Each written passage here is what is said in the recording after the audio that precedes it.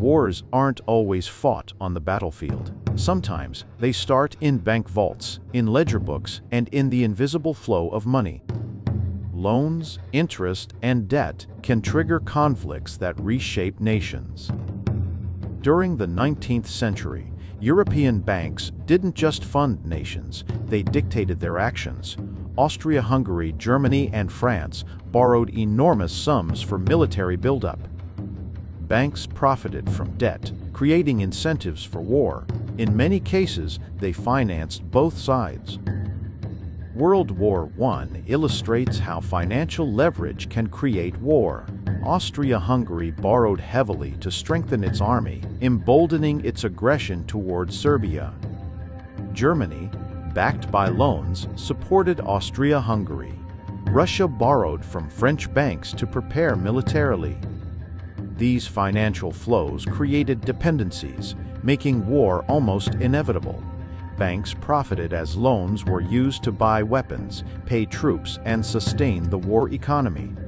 After the war, banks continued to shape geopolitics.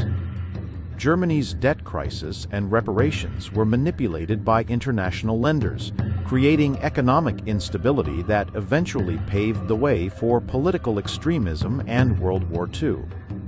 Financial pressure combined with loans and investment strategies can destabilize nations, making war more likely. World War II was not only fought with guns, it was fought with money. Banks orchestrated credit, moved funds internationally, and profited from both sides. Loans financed massive arms production. In some cases, currency manipulation and gold reserves influenced military strategy. Financial decisions were as critical as military tactics. After 1945, financial tools became invisible weapons. Loans, aid, and credit lines shaped global alliances. The US and USSR used financial influence to wage proxy wars, funding allies while crippling opponents economically. Money became as decisive as missiles.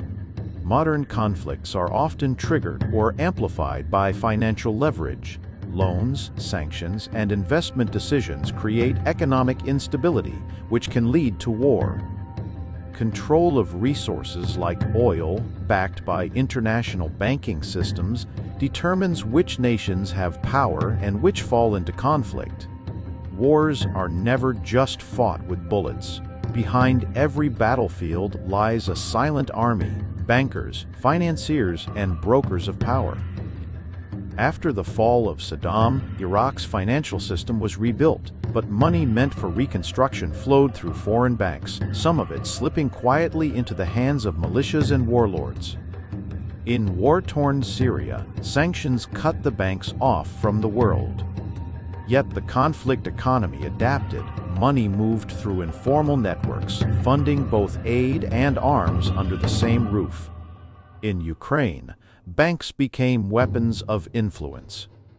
Western lenders fund rebuilding efforts, while others still operating in Russia help fuel its war machine through taxes and trade. Wars are fought with tanks, but decided in banks. Every transfer, every loan, every investment, another shot fired in the silent war for power. The wars of the future may not always be fought with soldiers or tanks, but they will be fought with money. Understanding these hidden forces is the first step to understanding the architects of conflict, because to control the world, you first control the money.